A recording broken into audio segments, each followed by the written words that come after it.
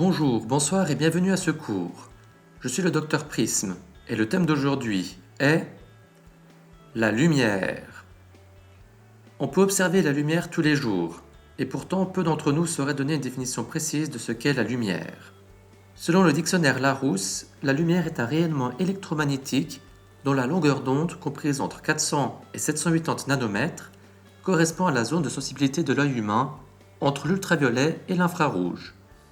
C'est bien beau d'avoir cette définition, mais encore faut-il comprendre ce que tout cela signifie. Un rayonnement électromagnétique est la propagation d'ondes du spectre électromagnétique. Ce spectre contient les rayons gamma, les rayons X, les ultraviolets ou UV, la lumière visible, les infrarouges ou IR, les micro-ondes et les ondes radio. Une onde est décrite par sa longueur d'onde, la distance que parcourt l'onde avant de revenir au même niveau, indique la couleur de l'onde en question, sa fréquence, qui est le nombre de vagues que l'onde fait par seconde, l'amplitude, qui représente la hauteur de l'onde, plus l'amplitude est haute, plus la lumière est intense, et la période, qui est le temps qu'il faut pour qu'une onde fasse son cycle complet. Chaque couleur visible a sa propre longueur d'onde, qui est comprise entre les 400 et 780 nanomètres mentionnés dans la définition. Pour avoir une meilleure idée de ce qu'est un nanomètre, si l'on convertit en millimètres, ces longueurs d'onde sont entre 0,0004 et 0,00078 mm, soit extrêmement petits. Une longueur d'onde de 400 nanomètres représente une lumière bleue, tandis qu'une longueur d'onde de 780 nanomètres représente le rouge. Entre ces deux valeurs se trouvent toutes les autres couleurs visibles, et le mélange de toutes ces couleurs crée la lumière blanche. L'ultraviolet est un rayonnement invisible qui a une longueur d'onde inférieure aux 400 nanomètres de la lumière bleue, et inversement, l'infrarouge est un rayonnement invisible avec une longueur d'onde supérieure à 780 nanomètres. Et bien que ce ne soit pas explicitement dit dans la définition, tout ce que nous voyons est grâce à la lumière. Sans lumière, le noir total et pas de vision. Et d'où provient la lumière ? La source principale de la lumière que nous observons quotidiennement provient du Soleil. Elle émet toutes les longueurs d'onde et, comme mentionné plus tôt, ce mélange crée une lumière blanche.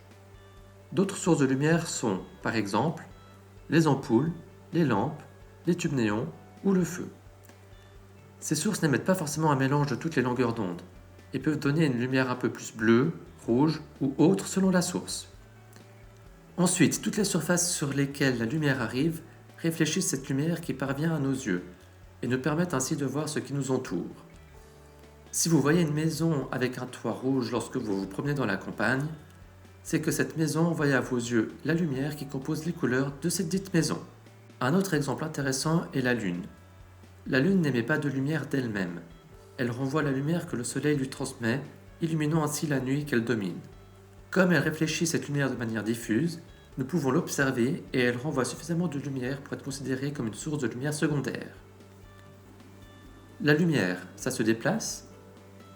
Oui, la lumière se déplace et certains scientifiques ont mesuré la vitesse de la lumière. Cette dernière est de 299 792 km par seconde.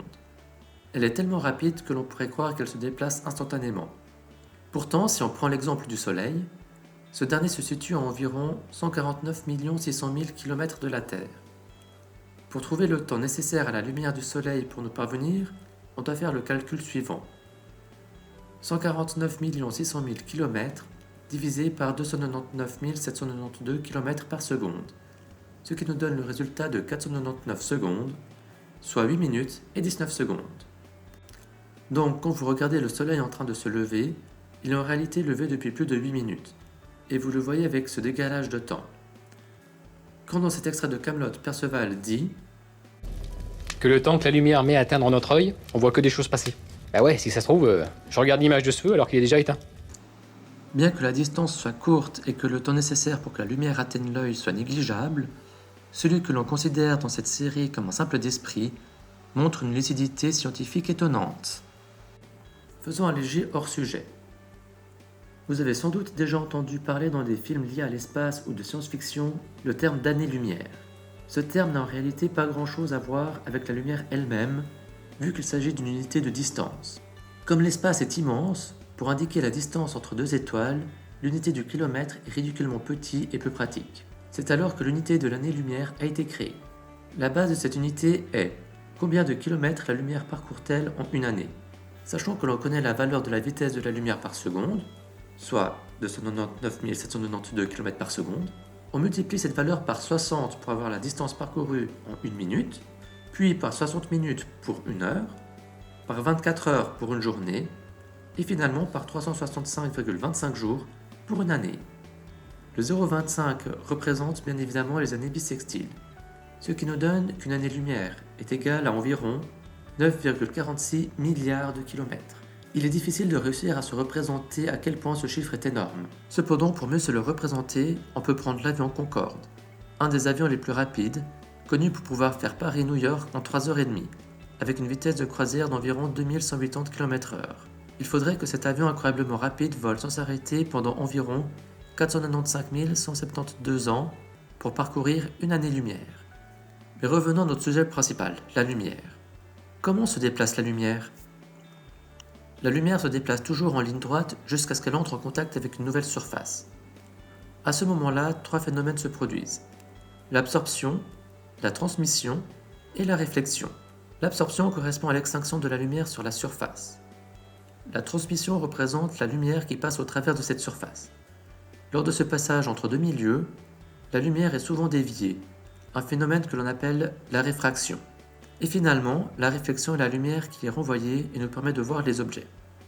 Voici quelques exemples. Une fenêtre de maison laisse passer la lumière du jour, ce qui implique une grande transmission et peu ou pas d'absorption de la lumière.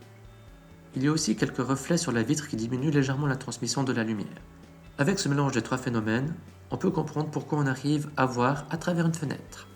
Prenons maintenant cette même fenêtre mais sale. La lumière touchera la saleté de la vitre, ce qui augmentera l'absorption et la réflexion de la lumière et diminuant d'autant la transmission, expliquant pourquoi on voit moins bien au travers d'une vitre sale. Ensuite, prenons une paire de lunettes de soleil. Le verre étant teinté, cette teinte va absorber une certaine quantité de lumière, diminuant l'intensité lumineuse perçue lorsque l'on regarde au travers, donc la transmission du verre, ce qui offre la protection solaire voulue.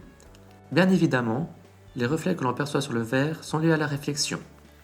Comme prochain exemple, nous prendrons un ballon de basket qui est orange. Quand une lumière vient dessus, il n'y a aucune transmission. On ne peut pas voir au travers. Le ballon absorbera toutes les couleurs qui ne forment pas le orange de la balle et réfléchira la lumière orange qui nous permet alors de voir ce ballon de cette couleur. Dernier exemple, et pas des moindres, les miroirs. Un miroir n'a à nouveau pas de transmission, mais presque 100% de réflexion, recréant le paysage qui se trouve devant lui. Nous arrivons à la fin de ce premier cours dédié à la lumière. La lumière étant la base de tous les phénomènes optiques, il était essentiel que nous commencions par cela. Cette vidéo reste un cours d'introduction, et plusieurs points mentionnés dedans seront plus développés par la suite, notamment la réflexion et la réfraction. Je vous souhaite une bonne continuation, c'était le Dr Prism. Au revoir.